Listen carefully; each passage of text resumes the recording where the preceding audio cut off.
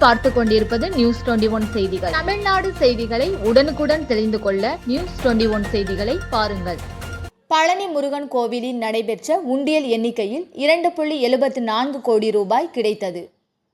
பழனி முருகன் கோவிலில் இன்று உண்டியல் எண்ணிக்கை நடைபெற்றது.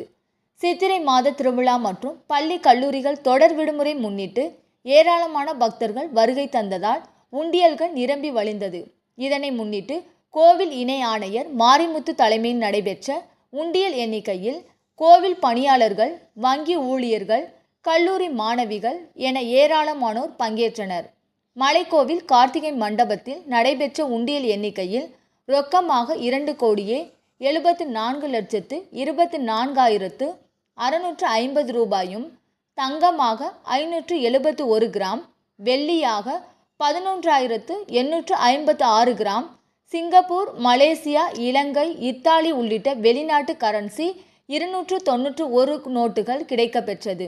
மேலும் பக்தர்கள் செலுத்திய தங்கம், வெள்ளியிலான வேல், தாலி செயின், தங்க காசு, சாமி சிலைகள் உள்ளிட்ட பொருட்களும் கிடைத்தன.